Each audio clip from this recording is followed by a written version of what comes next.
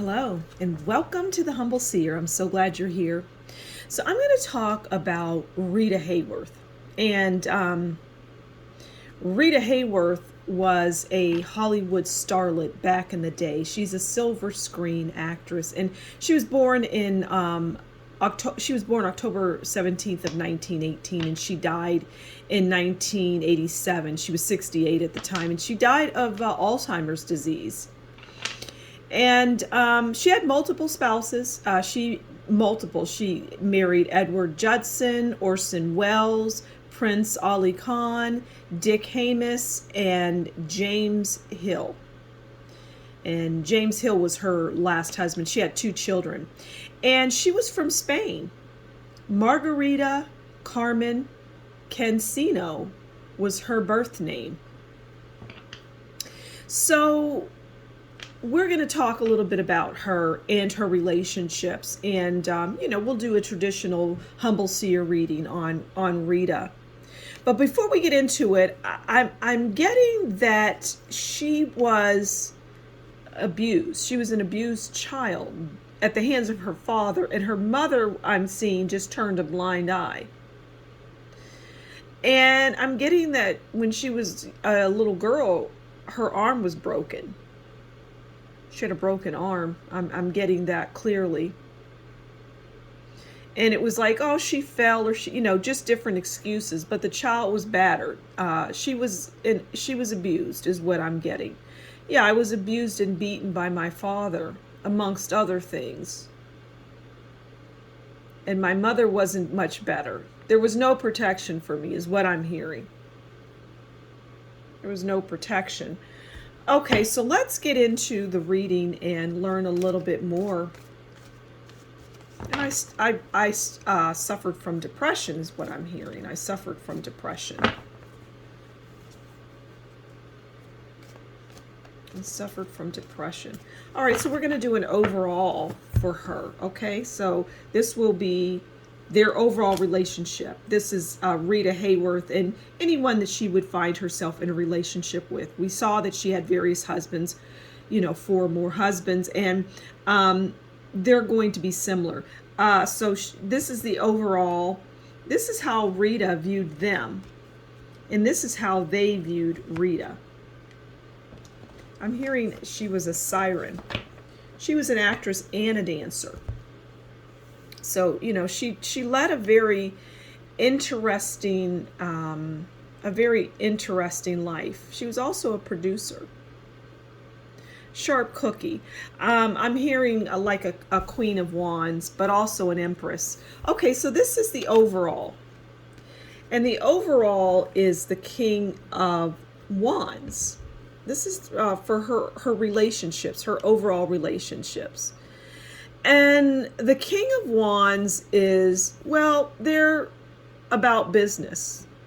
They're very authoritative, and they're extremists, and they like center stage.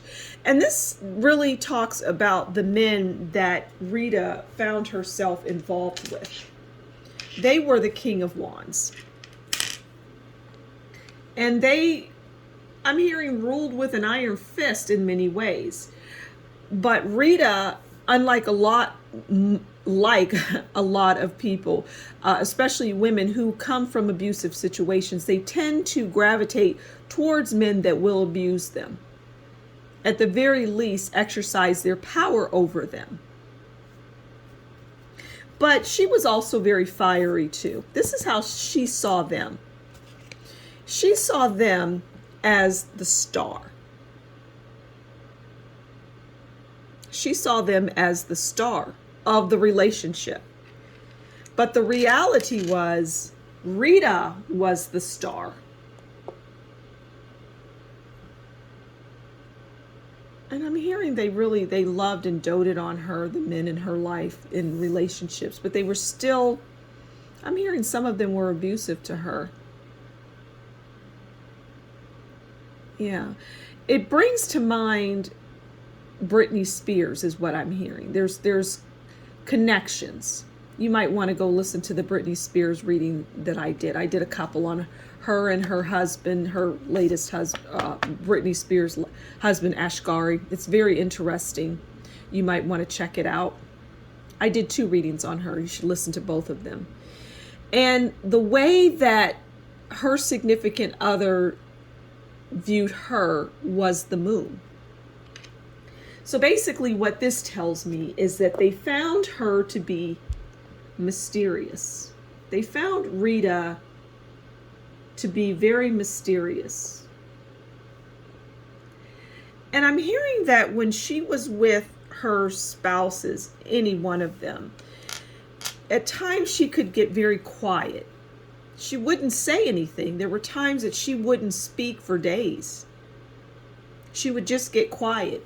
And that mystified them. And there wasn't anything that they could do to bring her out of that. She would just go into that quiet phase, that phase of not wanting to talk.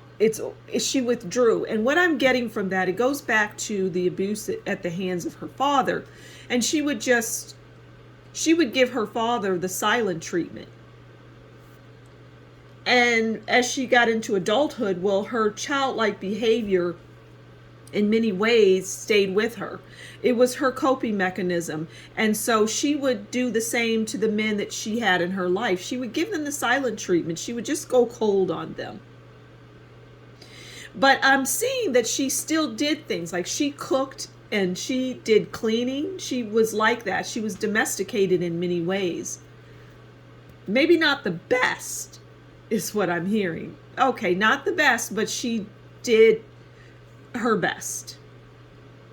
But she would clean and she would cook and she would, do all the things that a married woman would do with her husband, but she would just not speak to him. She would not talk, and this would go on for days. It's very interesting. So I'm going to leave it there. It's a fascinating read. She's a fascinating woman, somewhat of an enigma. So thank you so much for stopping by the Humble Seer. Please do consider liking, sharing, subscribing, and leave a comment below and tell me what you think about this reading. And if you enjoyed what I do, consider buying me a coffee, and that will be in the description box below. Until next time, you take good care, and we'll talk again soon. Bye.